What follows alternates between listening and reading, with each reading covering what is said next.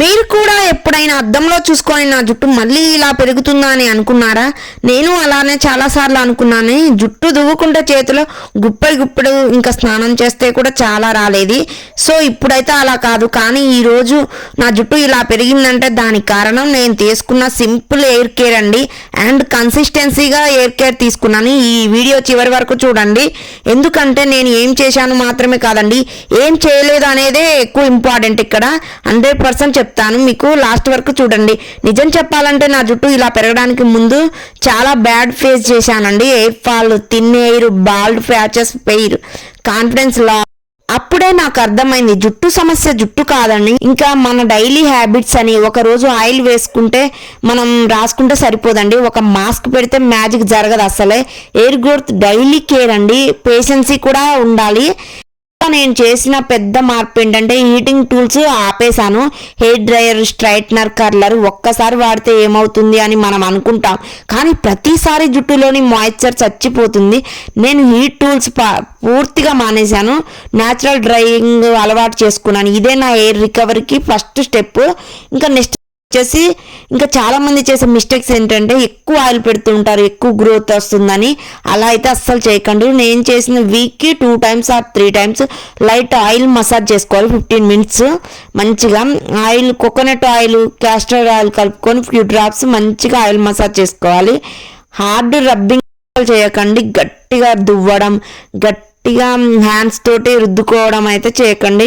స్మూత్గా డీల్ చేయాలి. మనం జుట్టును అయితే సాఫ్ట్ ఫింగర్స్తో స్కాల్ప్ని అయితే స్టిమ్యులేట్ చేయాలి. బ్లడ్ సర్క్యులేషన్ ఇంప్రూవ్ అవుతుంది, రూట్స్ కూడా స్ట్రాంగ్ అవుతాయి. ఇది చాలా ఇంపార్టెంట్ అండి. వాషింగ్ హ్యాబిట్స్ అయితే డైలీ హెయిర్ వాష్ అయితే అస్సలు చేయకండి. ఇంకా నిర్జీవంగా మారిపోయి గడ్డిలాగా మన జుట్టు అయితే అందులో ఉన్న ఆయిల్ అయితే చచ్చిపోతుంది. సో ఇంకా హాట్ వాటర్ కూడా అస్సలు వాడకండి. నేను ఫాలో అయిన రొటీన్ అయితే వీక్కి 2 or 3 times అయితే హెడ్ బాత్ చేసేదాన్ని. ఇంకా మంచిగా గోరువెచ్చని నీళ్ళు మాత్రమే హెడ్ బాత్ చేసేదాన్ని, కానీ ఎక్కువ ఏడి నీళ్ళు అయితే అస్సలు చేయకండి. హెడ్ బాత్ మైల్డ్ షాంపూతో చేయండి. షాంపూ స్కాల్ప్కి మాత్రమే పెట్టుకోండి. ఇంకా షాంపూ డైరెక్ట్ చేయకండి, వాటర్లో ఇంకా మంచిగా కలుపుకున్న తర్వాతనే హెడ్కి అయితే అప్లై చేసుకొని హెడ్ బాత్ చేసేయండి. కండిషనర్ మిడిల్ అండ్ ఎండ్స్కి మాత్రమే, రూట్స్కి అయితే అస్సలు కాదు. ఈ చిన్న క్లారిటీ నా hair fall 50% తగ్గించిందండి.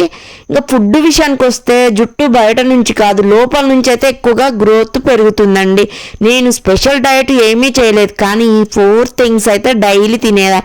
Green leafy vegetables అయితే carrot, beetroot, fruits and nuts, enough water, milk అండి, ఇవైతే మంచిగా తీసుకునేదాన్ని. వీక్లీ వన్స్ హోమ్ మేడ్ ఎయిర్ జ్యూస్, ఫ్రూట్ జ్యూసెస్ బాగా తీసుకునేదాన్ని. Hair equal to protein plus vitamins అయితే ఎక్కువగా ఫుడ్ తీసుకోవాలి. ఫాస్ట్ ఫుడ్ అయితే ఇంకా ఎయిర్ అయితే ఎక్కువగా ఊడిపోయే ఛాన్స్ ఉంటుంది కాబట్టి బయట ఇంకా జంక్ ఫుడ్ అయితే తగ్గించాను. Sweets and junk food.